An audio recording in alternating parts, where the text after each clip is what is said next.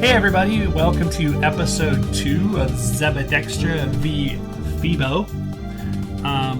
Today on the menu, we're actually going to be reviewing a movie. What's that movie's name again? Oh yeah, The Menu.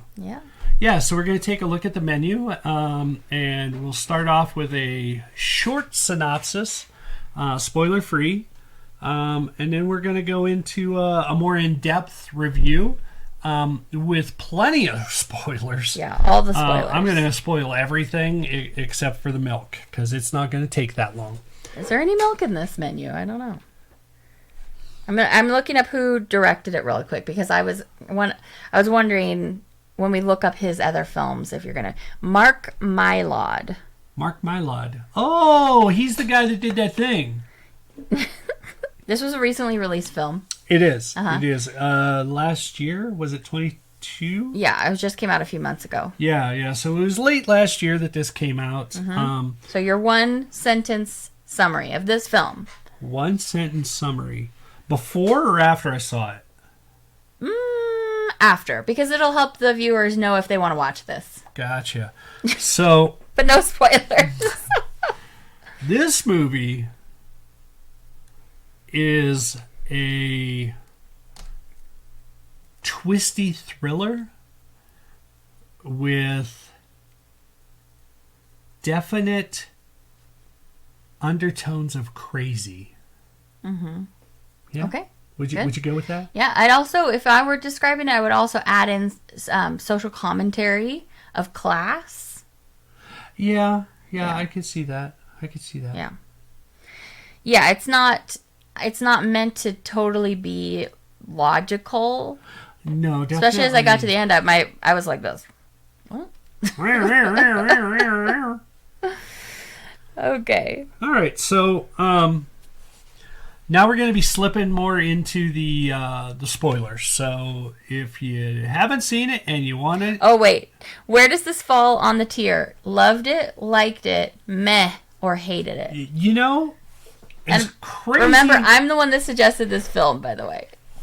As crazy as this sounds, because this is really outside of any kind of genre I like. Yeah, Tim's like, oh, we're watching a horror movie? And I said, no, it's a thriller, babe. And he's like, I don't care. Still don't like that. You know what? It's funny because that's how I thought of it going into it. What, as a horror? As a horror, and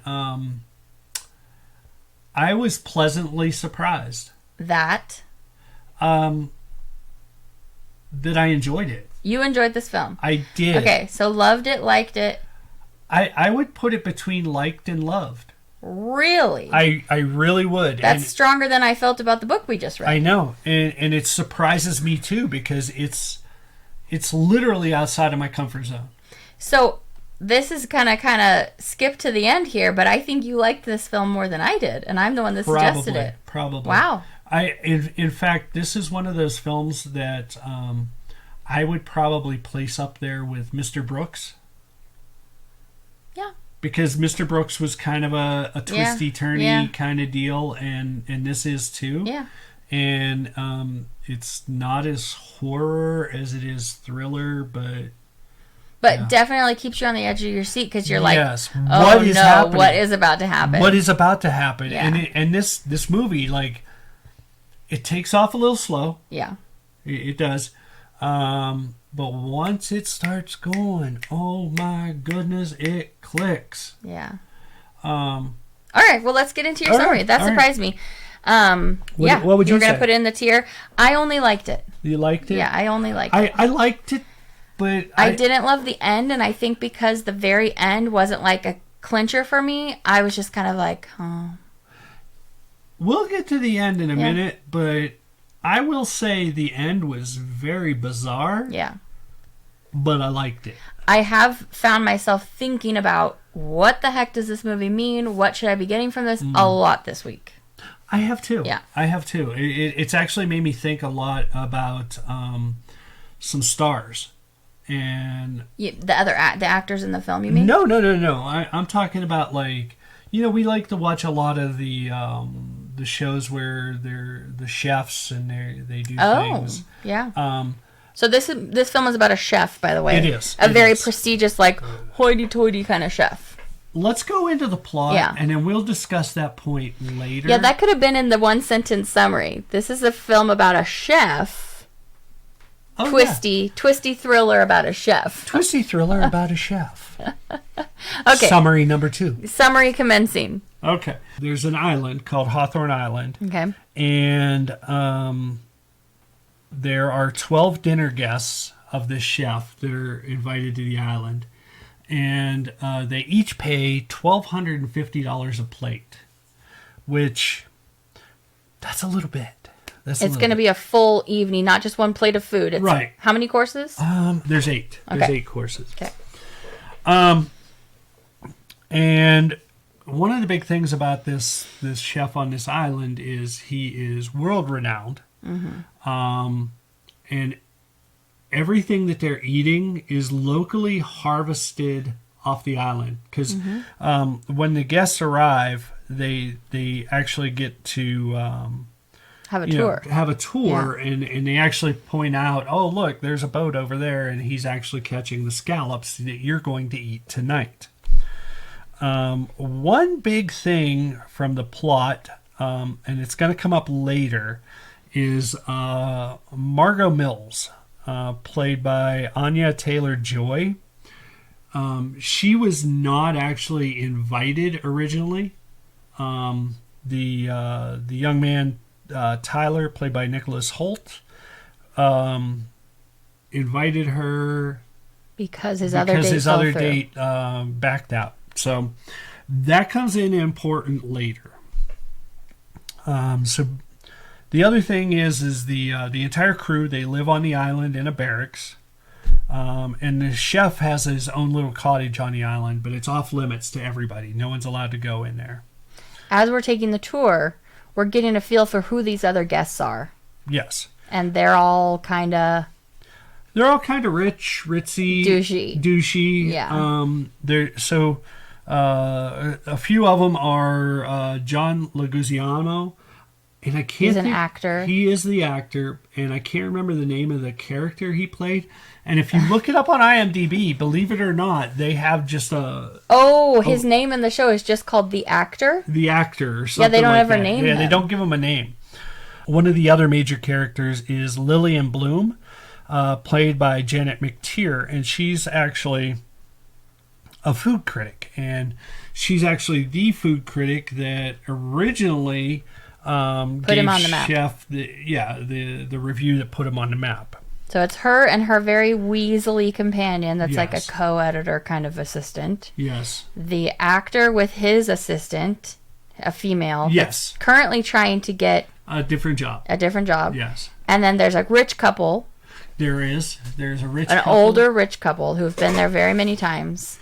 And then there's 3 guys that work at the same company. 3 young men. Yeah. And we don't know where they work yet. But we know all these people are rich enough to come to this. Right. I mean, $1,250 a plate. I mean... Yeah. You know. And then there's the Tyler and Margot. And we don't really know anything about Tyler. We just know that he's rich enough to come to this, and he loves pretentious food. He loves the pretentious food, and he's a huge fan of the chef. Huge fan. Number one fan. And then the other oddity in this movie is the final guest. Do you remember who that is? Yeah. But you don't see till they sit down at their tables. Just a little old lady. Yeah. Right? So she's already sitting there when they get off the boat. And she looks real out of it. Like she's not engaging with anybody. Yeah, no, she's at her own table. She's not talking to anybody. And one of the things that the chef comes out and he says, you know, I don't want you to eat this food. I want you to taste it and savor it. Taste it, don't eat it. Don't eat it. Right. And also, who's the other main character that's touring them around the place? She's important. What's her name?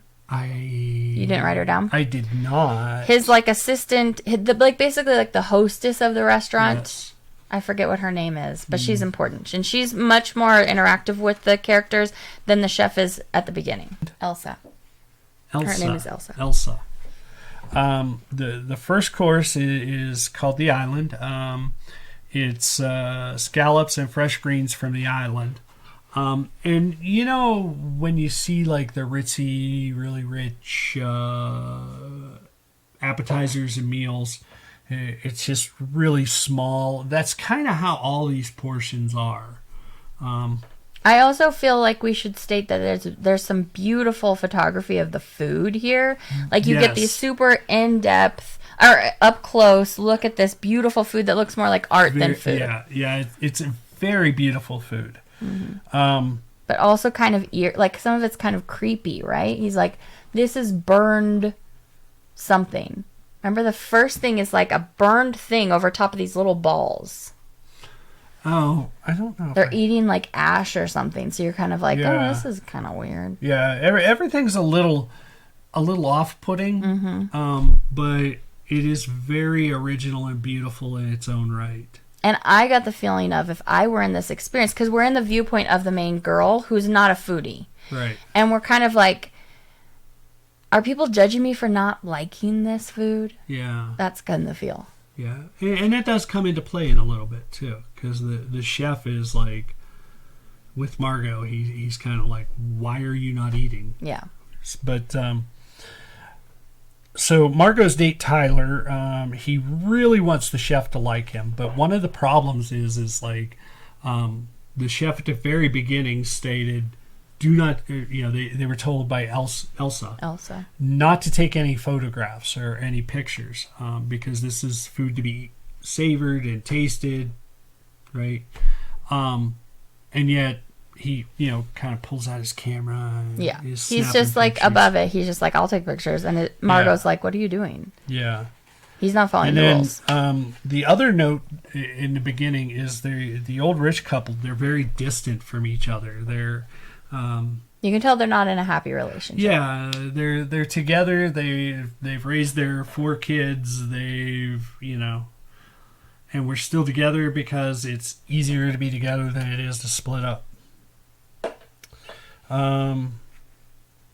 So after the first course, the second course comes out. Do you remember the second course? You have to tell me. I thought this one was hilarious. Oh, the bread. The breadless bread plate. That was course number 2. It's just supposed to give you the feeling that's like, wow, this is so conceptual, it's ridiculous. Like, why would I go to a restaurant and not eat the food? Like, it's really dumb is what you're supposed to think, I think. And meanwhile, Tyler, the super foodie, is like, this is the best thing ever. It's amazing. It's amazing. Does this have bergamot in it? Yeah.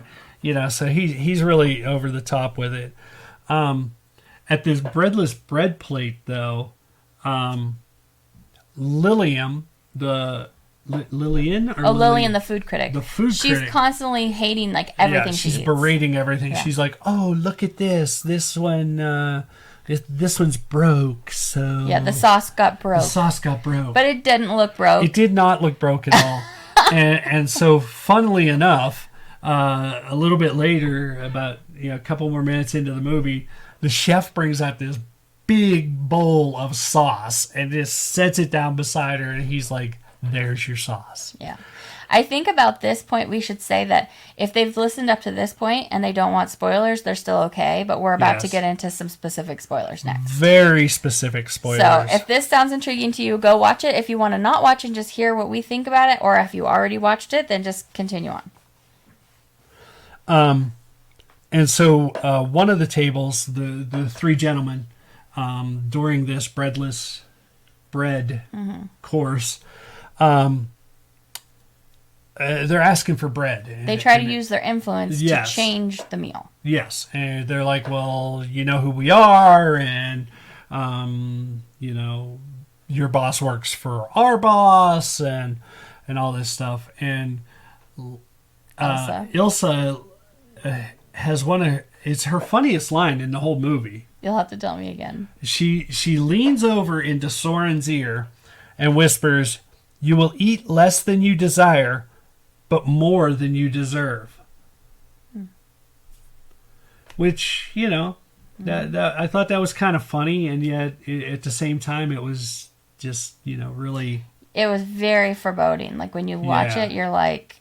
Because When you go into this movie knowing it's a thriller, it's like, what is she about to do? Yeah. It was kind of creepy. Mm-hmm. And then the chef, this is where the chef actually confronts Margot because Margot isn't eating anything. Oh, yeah. And she's like, I'm just not hungry. Mm-hmm. Right? So then the chef moves on and he whispers to the older lady, who we find out is his mother. Oh, okay. The lady that's just sitting there drinking. She's not eating. She's just drinking. And then the older married couple, they start discussing how Margot looks like some woman named Claire. It's their daughter. Oh, their daughter Claire. Okay, I missed that point. Thank you for that. Mm-hmm. And at the beginning, when she sees them, she like when they're boarding the boat, she has one of these like, oh no, like did they see me? Like she definitely recognized the older couple. So from the beginning, we know that there's something mysterious between Margot and this couple. Yes. But we don't know what it is. Yes. And I don't know that I wrote that down. Okay. I remember what it was, but I don't know if I specifically wrote that down. So then we move on to our third course. Our third course is called Memory, and it's a chicken thigh with scissors served with tortilla shells. I hated this part. Right? Yeah. And during this, so at each course, the chef stands up. This is when it starts getting really creepy. The scissors and the meat. So the chef claps and he gets everybody's attention. He calls out the name of the course, explains what it is, and gives a backstory for each and every one of these courses. And it should be noted that all of his workers are like robotically in sync, doing exactly what he says. Exactly. And like super intensely focused on their work. Yes. Super focused. And during this description of Memory, the chef details his abuse as a child.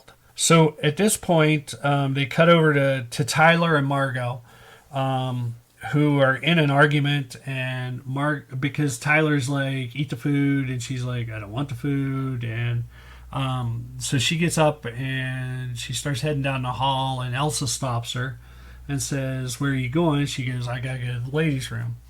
And as she's standing there, she notices this silver door, and Elsa's like, no one's allowed through the silver door.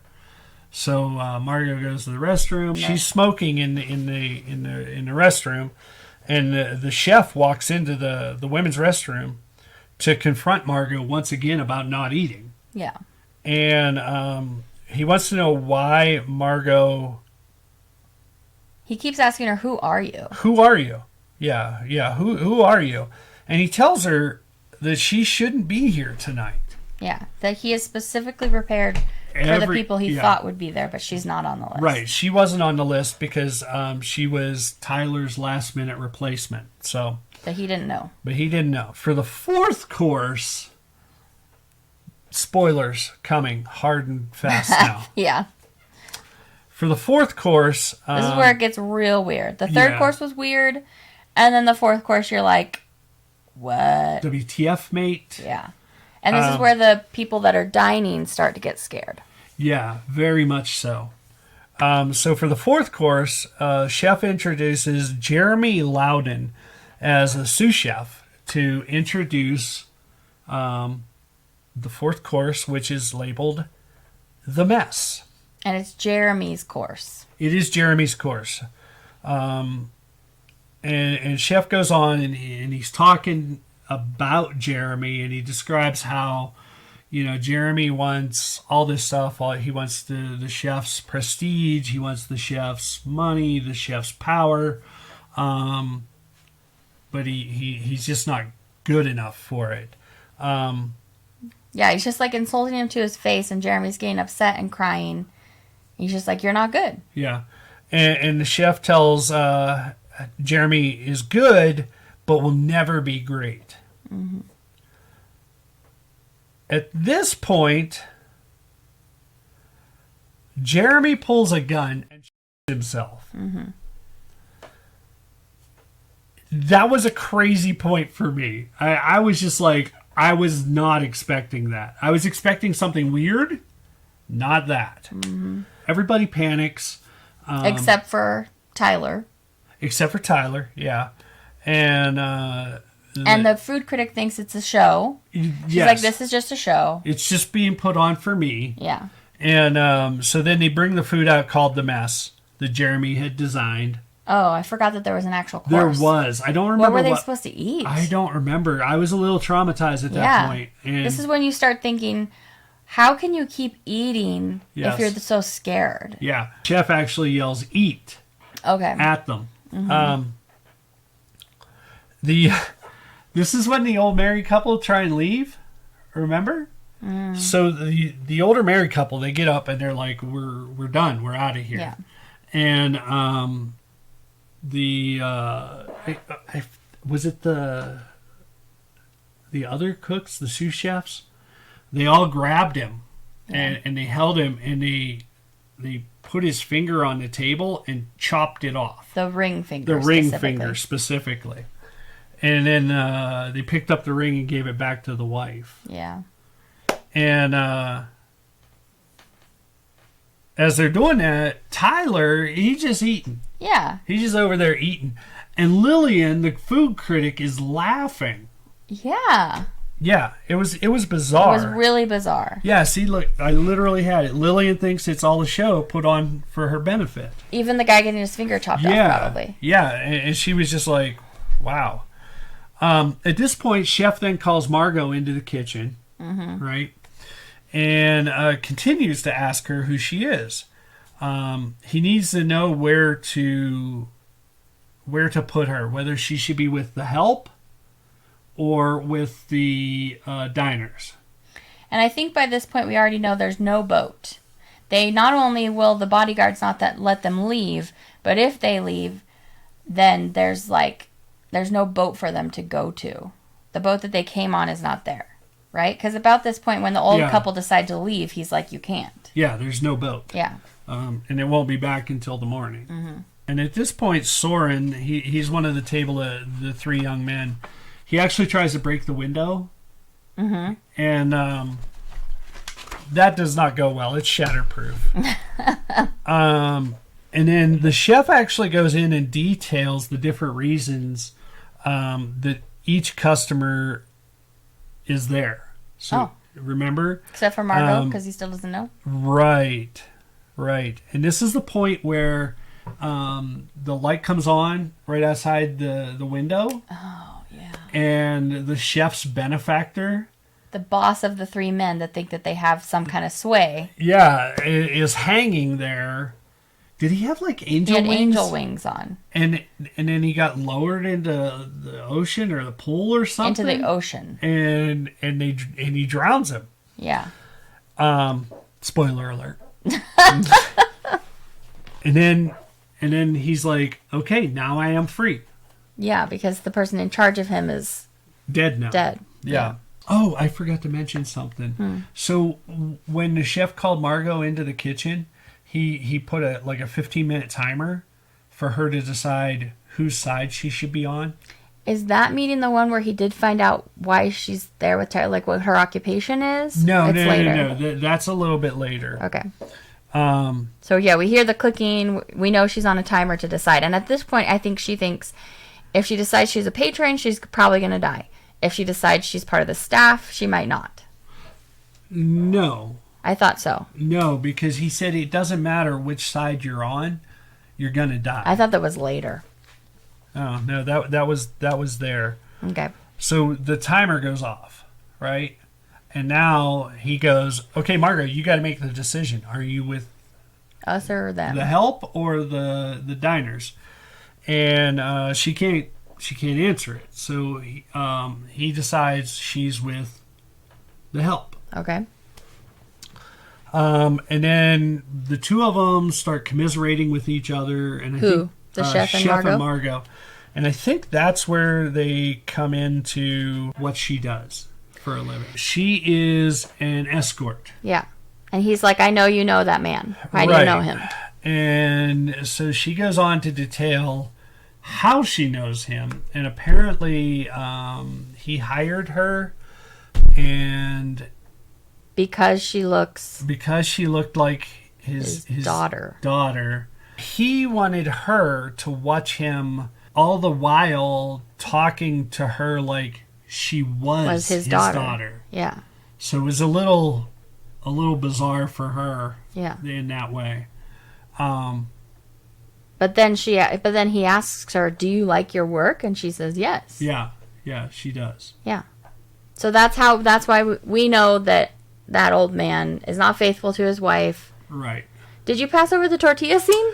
I did. Really? So, yeah, I didn't write that down. I wonder what course that was. That was memory. That was with the chicken. That was Stabbed with the chicken. That was with the chicken. So all of the guests were given a tortilla that was laser printed with an image that would startle them in some way. Right. And I felt like this part was pretty cool, actually. Yeah, it was. So like on Tyler's, his tortillas had pictures of him when, like I said, when he was taking breaking pictures breaking the rules. The three guys that are there together from his benefactor's business had all been not embezzling, but they were charging customers more than they were supposed to. I thought it was tax fraud. Yeah, it was something like that. And so like the receipts showing that were printed on their tortillas. The old guy had pictures of him with some woman. We're not sure if it was some blonde woman that looked like his daughter. Yeah. And the food critics was wasn't it the picture of her first review of him? Oh. Or was it a review of somebody else that she burned to the ground? No, that's exactly what it was. Each of her tortillas had a different restaurant on it that she had given reviews to that ruined them. Yeah. And Margot didn't have one?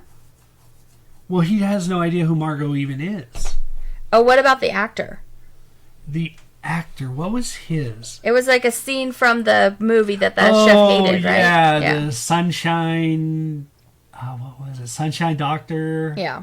So at this point, the chef takes everybody, has them come outside. We're introduced to a new sous chef, Catherine Keller. And she proceeds to detail what the chef had done to her. I think he says it. No, she does. Oh. She does. She details it. And she talks about how he made a play at her. Made a play a couple of times. She rebuffed them both. And then he spent the next 9 months, like, not talking to her. Yeah. So made it a bad work environment for her. Yeah, bad work environment. Put her career in jeopardy.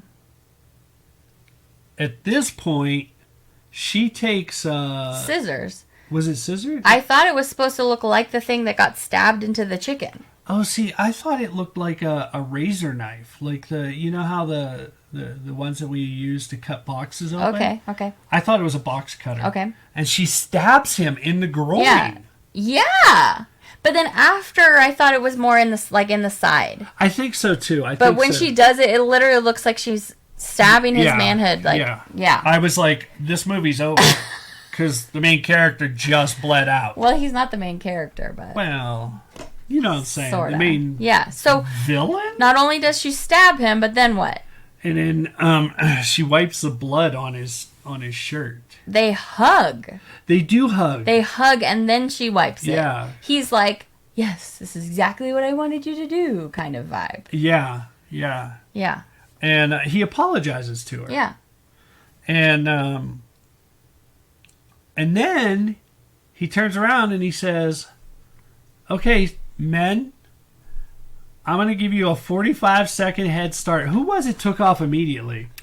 The guy that smashed the window, that tried to smash the window. Yeah. That's what I thought. So he takes off immediately before the chef's even finished the instructions. Yeah. And Tyler just stands there. Yeah.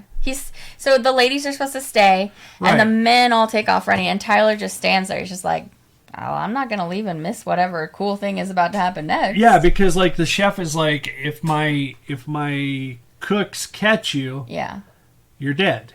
Yeah. Does he say you're dead? Yeah, they'll kill you. Oh. And so like I'm like, oh my goodness, this is about to get like crazy times. This is when my heart rate started picking up a lot. I was like, oh, we're about to have like so much murder. They start the 6th course called Mass Folly. That's when the men run out, and he takes the women back inside. The sous chef, they all sit with her. Yeah, they sit with her, and they're eating while the men are being chased and caught. And it's funny because the women are all like, we got to stop this. How do we change this? They're trying to talk this sous chef into helping them so they don't all die. And that's when the sous chef says, well, this whole thing has been my plan. I planned this out for everybody to die. And all the women are just like deflated at that point. The way you describe that makes it sound like it's her plan, the whole thing. That's not how I took it. Just the fact that they're all going to die was her thing. Right, yes. But the chef's meal was the whole thing. He planned the whole thing. He planned the meal, but she was the one that suggested everybody should die at this. Yeah. Right. And so then they look at her and they're like, okay, well, there's literally no one here that can help us. So they're like, let's just start drinking. Yeah. So they start drinking. So all the men are caught. They're brought back. Most of them were soaking wet. Yeah, they were all hiding in different places or just caught running. Yeah, just caught running. And the last guy that got caught... The old man's hand is still bleeding everywhere. Yeah. But do you remember the last man that got caught got a treat? Yeah, he got a treat. It was kind of food, and you're sitting there thinking, who would eat this dessert treat thinking that they're about to be killed? This is ridiculous. Ridiculous. He got a treat for being the last to be found. So everybody's brought back. And this is where Chef then confronts Tyler. Remember that? Okay. And he tells Tyler to come into the kitchen. Okay. Oh, Tyler thinks that he's got like a special in with the chef now. Right. Because he's been super mad at Margot, who he's been nice to, but every time the chef keeps inviting her to the kitchen, he's getting more and more mad that she's getting like a personal experience. That she's getting the chef's attention and not him. So the chef confronts him. And brings him into the kitchen, and he's like, I want you to make us a meal. Gives him a chef coat, which he's super excited about. Yeah, super excited. And he writes Tyler on his chest with a Sharpie. But right about then, Tyler's like, oh, you want me to do the whole thing? I'm not just going to, like, stand by you? Yeah. So then he's, like, worried. So he's like, kind of, And the chef is like, okay, so prepare this course. And he's like, leeks. and so the chef's like, okay, get him leeks. Yeah. And he's like cutting him. And the chef is like degrading him the whole time. He's like, oh, well, that's a new way to chop vegetables that we've never seen before. And then he puts it in a pan with butter. And rabbit. Lamb. Lamb. And lamb. And so he cooks this meal up for the chef. Like a bare bones meal. There's 3 ingredients. Yeah, it's not a meal. It's like, you know, I can do better with Ritz crackers in the But also he seems clearly petrified. Yeah, he's terrified. Yeah. Absolutely terrified. And the chef takes a bite. The chef takes a bite and he's like, oh, you have made absolute garbage. Yeah. Oh, you know what? This is also when he talks to Tyler as well about being... Is it right before that or after that? It's right after that. And he gives Tyler hell because Tyler... Oh, yeah. He's like, remember, you and I were corresponding before this. For like 6 months. And what did I tell you was going to happen at this meal? Everybody was going to die. So Tyler knew everybody was going to die. And yet, when his date backed out, he went out and found Margot to come fill in for her. So he didn't tell her she was going to die. Yeah.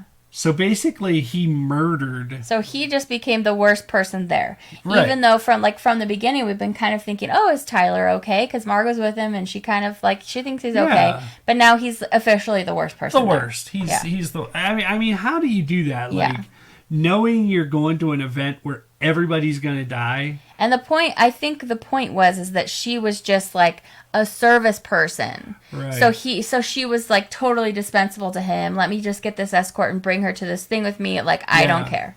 Yeah. Yeah. Like she wasn't a person at all. Yeah. No, I got you. And she confronts him. She's like, "How dare you?" And he doesn't care at all. He's not like sorrowful at all. Yeah. And basically, the thing that's making him so upset is that the chef doesn't like him and thinks his food is garbage. Right. Absolutely. Yeah. Absolutely. And so, so he strips him of his coat. Yeah, he takes the coat off of him, and I forget what he tells him. I don't know. But he points him like towards the back. Yeah, he's just like, "Get out of here." And so Tyler walks off towards the back, and you don't see him again. And so the next course comes out, and it's labeled Tyler's bullshit. Is it the thing he cooked? Because nobody's supposed to eat the raw lamb. I don't remember. By the way, every time a new course comes out, you get a very beautiful picture of it. Beautiful. With a description, and it's always snarky and sarcastic as the meal goes on. Yeah. So after Tyler's bullshit is brought out, Chef tells Margot to go get this barrel from the smokehouse. I didn't mention the smokehouse earlier, but that's okay. It was one of the things that was toured. Yeah. So and he's like, "Since you're part of the staff, go get this barrel for us." Yeah, because Elsa forgot to bring it. Yeah. And she's like, he's looking at her like she's a piece of poo because she forgot something. Yeah, and so Margot leaves, and as she's walking out, she goes past the cooler, and Tyler is hanging in the cooler. Mm-hmm. It was so It's bizarre. not like a super clear picture of him, but you can see that it's Tyler, and he's hanging, and she looks at him. And just keeps walking. Yeah, just walks She's away. like, "You know what? If I'm not human, neither are you, I guess." So she keeps walking. She goes to the smokehouse, and she finds a knife, decent sized knife. And while she's out there, she goes and decides to search the chef's house. Oh yeah, she goes into the chef's house. Right, and so she goes in there and sees some things. So she finds a room in the chef's house, and in this room there's like a TV, a rocking chair, and a picture on the wall. Oh yeah, that part's really important. So in the picture on the wall, there's like 5 pictures. Was there? I only remember the one. It's like most recent, and then a little bit farther back, and then a little bit farther back. Oh, okay. And then you see the picture, and it's a newspaper clipping. Yes. When he was working at like a diner. Yeah, as a burger flipper. And it's the only time in the whole film that he's smiling. Yeah. And you can tell he's much younger. And so that's important. She's like, wow. Later on. Yeah. And Elsa comes in and she's like, "I didn't forget a barrel. You are not taking my job." Yeah. And so the two of them fight. She kills Elsa, finds the radio, radio's out, I guess, and then it cuts to back at the Margot's at her table. She's brought back the barrel, right? She did bring back a barrel. Mm-hmm. Yes. So then there's a cop shows up. Mm-hmm. From the radio message. Right. And so now the chef is trying to do damage control, and he's like telling everybody not to tell this cop anything, because then the cop's going to get killed as well. Mm-hmm. And so the cop enters after we hear that they all know this information. Right. And so the cop is looking through the room, and he sees John Leguizamo's character, the actor. And he's like, "Oh my goodness, I'm such a huge fan." And so the chef is like, "Well, do you want his autograph?" And he was like, "Oh, I don't want to impose." And he's like, No, it's fine, And so he goes over to John Leguizamo and he gets his autograph. Well, as he turns and starts walking out, he opens it up to view the autograph. The autograph, and it says, "Help us." Mm-hmm. So he pulls a gun. The cop does, and you think that it's going to be over, but it turns out that all the people start freaking out and being like, "Help us! Help us! Help us! Help us! Help us!" Yeah, and it turns out that this guy actually is from the island. Yeah, it's a lighter. And Spoiler. the gun is a lighter. And so, like, everybody's just like... So he was a sous chef. Yeah. And so then they're like, wow, okay, so we really aren't getting out of here. Yeah, so you can see them actually deflate at that point. Yeah. And then... but also, the chef knows that they all disobeyed him. So now they're, like, even more in trouble. Even more in trouble. And the chef then tells Margot she is an eater, a taker. Because she called for help. And so then the final course, Margot's sitting there, and she stands up and claps this time to get everybody's attention. And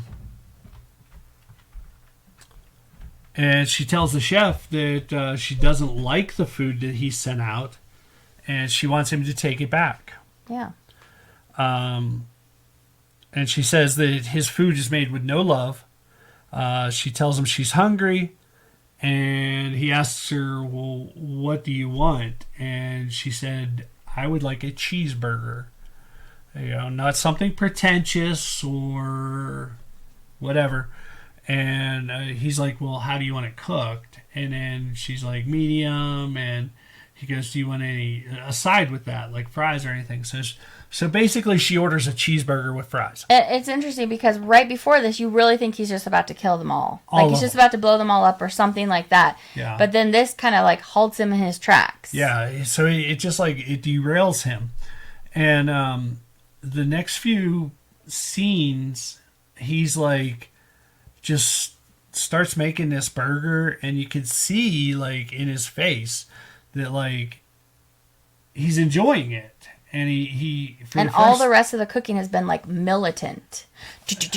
Chop, yes, chef. And everybody else has been doing the cooking. It's his first time cooking. And this is him. He's actually on the griddle, and he's cooking, cutting the onions and the meat patties, and cooking it. And you know, he puts 2 slices of cheese on each patty, and he makes this burger up for her. Makes her french fries. Makes her the french fries. And I mean, he does all this himself. Yeah. Right?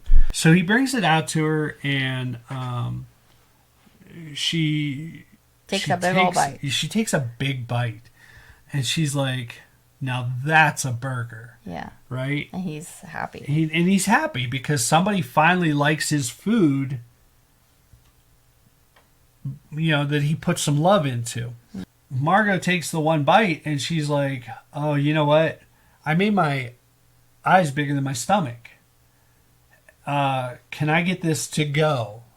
And it feels like she's like trapped him to have to change the meal, not the way he planned it. But you know, like the look on his face when she asked him if she could take it to go. Like, he looked relieved. Relieved, yeah. I mean, he really looked like somebody got me off this course. And at that point, I thought maybe everybody's safe. Maybe. Okay. Maybe. I didn't think so because I thought that because they were all corrupt individuals, he was like. So the next thing, you know, he packages up her burger and fries in a nice little box and puts it in a bag for her. And he tells her, you're free to go. And she gets up and goes to leave, and she like turns and looks back, and everybody's like, go. Yeah. You know, so at least she's safe. Well, at least the old lady says that. I didn't see anybody else. Some of the other ones in the background were doing it too. And so as she's walking out, the sous chefs are coming in, and they start spreading graham crackers. This is where it just got so bizarre. And you know how like when you see these beautifully decorated plates with like the designs of the spreads, and they go zhoo, and they swish the sauces. Yeah. That's what they're doing on the floor. Yeah, and it's an overhead view. Yeah, they're doing it on the floor. On each person, they put this overcoat of marshmallows. And they put a chocolate hat on each one of them, right? And then and basically they set fire to everything And he sets fires because he's poured like oil in the middle, and then he stands right in the middle and basically sets himself on fire. Yeah, and it spreads out to the other tables. Yeah, but you have this overhead view of it, and it's like it's beautiful. It's very beautiful, but crazy. Yeah. Like it shows the people burning to death in so much that you can see their hats of chocolate melting into their faces. Yeah, but I thought the funny, not necessarily funny, but I thought one of the most remarkable things about that movie is at the end when he's doing that, it's like they're all resigned to it because. I mean, they all start going, yes, chef, we love you, chef. Yeah. Yes, why chef. did they do that? Because I don't know if it's like Stockholm syndrome or something, but they realize that he's right, that they're bad people. And I don't know if that's the message. I don't know either. I don't really know the message he was trying to get to, but the one I picked up was they realized that they were messed up. And it almost to me was more like these people have all turned as crazy as him in his trip down the waterfall of like, we're taking this way too far. Yeah. And now they're all just like, we're all going to take it way too far and we're all going to get in this mindset of we're going to create this beautiful masterpiece of food that involves burning us all alive. Like maybe more into the Stockholm syndrome. I don't know, but. And so. It was so weird. At the end. You have Margot. She takes shows her run to the boat. Yeah, she runs to the boat. She gets it started. She takes off. She goes out a little ways, and she shuts off the boat. Yeah. And then she's sitting on the bow of the boat, and she starts eating the cheeseburger and fries, and she watches as the restaurant that's on the island blows up. Yeah. And as she's eating. And she just sits there nonchalantly eating. And then the end scene is the boat heading back towards the mainland. And I just don't know what to think about. Like, I felt like the statement kept being pushed to me, like, how can you eat in this circumstance through the whole movie? But then especially driven home at the end that she's just sitting there watching this, having gone through this horrible trauma, watching all these people die and eating. Yeah. I think... And I'm no psychologist. And eating the food that the deranged murderer made for her. Yeah, that is a little odd. The only thing I can think of at that point is the trauma that you just went through. Like, you're almost in a PTSD situation. You know what I mean? So you're disassociated. But it was like 20 to 30 minutes before that, the movie went from like a regular movie to like bizarre mode. Like, okay, this is supposed to be like Willy Wonka bizarre, right? And so when she's doing that at the end, I'm less thinking her as a regular person that went through a traumatic event. She's having PTSD, and it's more like, what is the bizarre meaning to her taking a giant bite out of this animal process, this food that she's eating, you know what I mean? Because that's even grotesque about it too, because she's taking a huge bite out of this cheeseburger that you're like, now I'm thinking about the animals that this chef has used to feed these people. Do you know, I actually had one thought on the whole letting her go scenario. Yeah. Does that open this up to some sort of the sequel? Menu 2? Hopefully not. What would she be a chef? I don't know. She's not interested in food. But, I mean, I don't know. Okay, so is that the end of the summary? Yeah. The movie just cuts like that. It's like, shows her take a big bite while she's watching it, all juicy, greasy, and then it just cuts. Yeah. So, yeah, I haven't processed this film enough to really decide what I think that the statement is he's trying to make. Yeah, and it's kind of fresh because we just watched it a couple days ago. Yeah. And at first I was so accosted by the visuals of that last part that I was just like, I hated that. Like, at first I was I hated that. And then as I thought about it some more, I was like, well, I can appreciate, like, even though there was stuff that happened that I was like shoved in my face, like, oh, this is horrible. The other stuff was like interesting to me. And I remember thinking while I was watching it, this is like, I'm a foodie. That's one of the other things that Tim and I really like to do together. We could review food on here sometime too. We really like it. But what we don't go to do that very often, or maybe ever, is like the pretentious tweezer food. Yeah. We don't do that. But as I was Clearly I don't, as you can see. As we were watching the film, I was like, as a foodie, I'm not interested in eating. Yeah. So that brings me back to my original thing that I said we gotta wait. Okay. While I cook it. Mm-hmm. Okay. So I look at that and I'm like, my thoughts today, earlier before we started this, was like, we love watching Gordon Ramsay and Guy Fieri and the Tournament of Champions. Tournament of Champions is amazing. But like Brooke Williamson, mm-hmm. All of them are so amazing to watch, and I love the fact that I see a lot of them smile. Not Gordon Ramsay so much.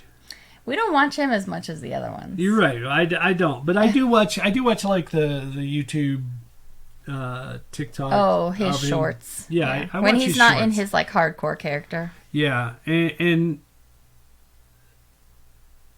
it's like, to me, I'm thinking, like, do they think like that sometimes? Are they like saddened? It must be based on an experience that people have in the food industry. Yeah, and I'm just like, man, I hope my guys never do that crazy kind of menu stuff, because when we go eat somewhere, let's just never pay for a 10-course meal. We just went to Gordon Ramsay's restaurant a few months ago, so.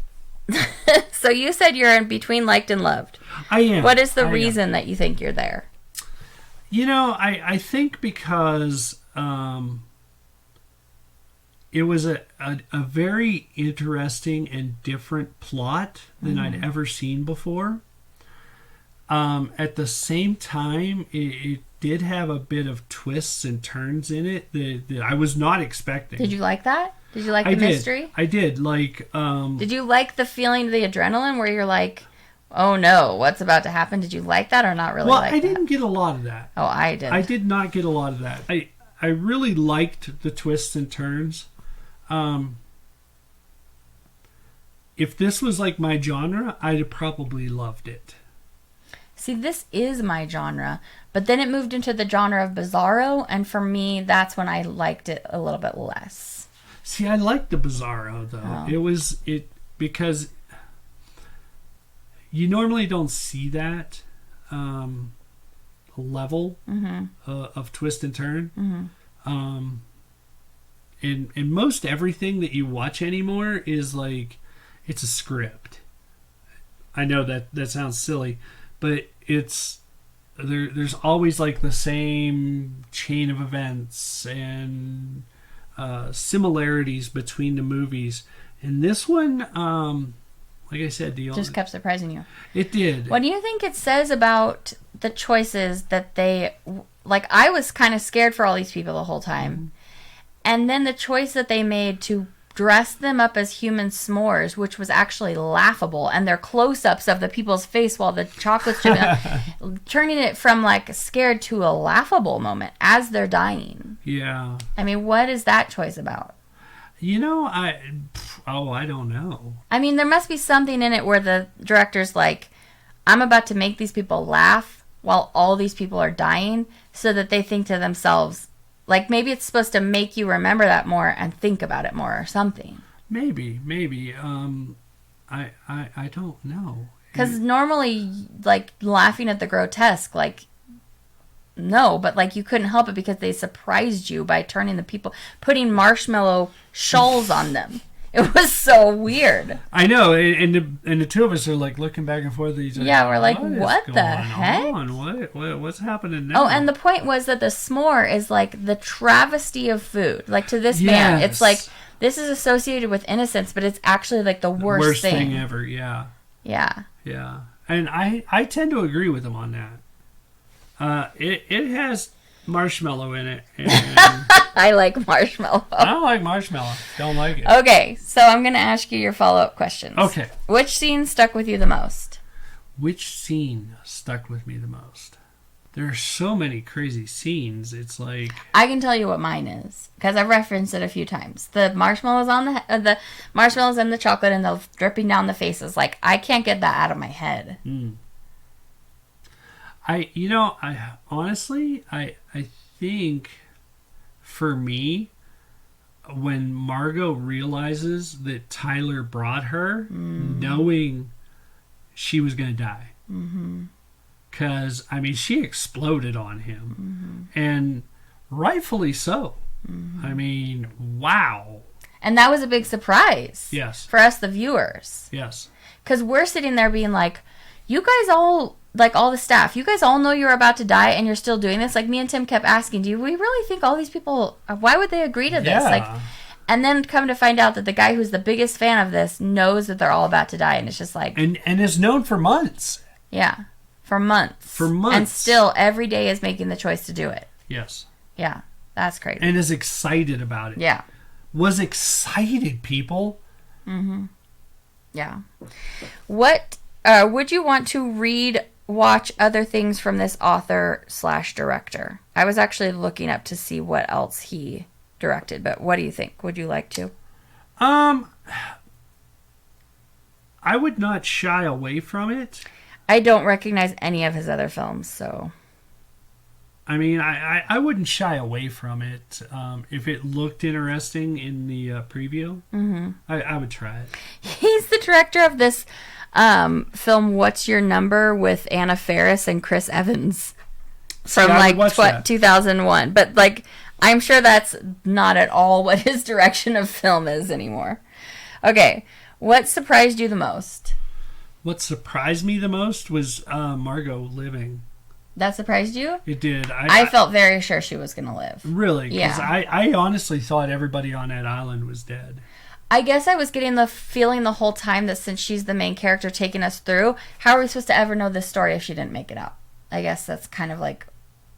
I felt for sure she was going to make it. Well... I thought she was going to save more people. That's what I was surprised by, that everyone actually did die. Yeah. Spoiler. You know... The other thing, and this is something else that really surprised me, is how at the end everybody was okay with dying. Yeah, that was to me like they all turned into the like all of his staff were okay with it the whole time, so they all like got his vision. Yeah, and were part of it. Yeah, and the weirdest part is it's like, what point is he trying to make? Because they're not going to be able to change for the better and affect anybody different in the future because they're all dead. Yeah. The whole point was like... Even his mother. He killed his own mother. Yeah. So the whole point was just getting rid of these horrible people and himself because he hated what he'd become. Well, the other thing is every single one of them had some sort of impact or effect on his life. You know, there was his mother... there was the actor who was only there because he hated his film. He hated a film he did. Yeah. His patrons. Right. The older couple, because they had been there so many times, like 11 or 12 times, what he made. And couldn't even remember what he cooked. Yeah. So. Yeah. You know, and he made like throughout this whole movie an elaborate, you know, statement on every single item. To me, it would be like hard to not at least know what you were served previously. Yeah, totally. Which was what the point was. Yeah, exactly. Well, how did your opinion change as you watched it? So when I suggested this is the movie we're going to watch, what did you think? I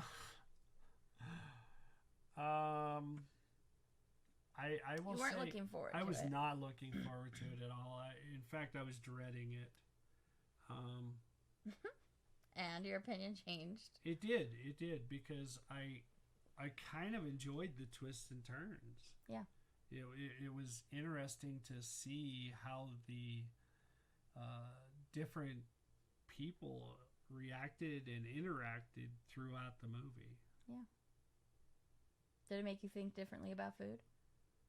No, but it did put that thought in my head about like the chefs. Like, are they all going to murder you? Are they all deranged? Well, I think besides just the food industry, he was also making a point about the service industry. Sure.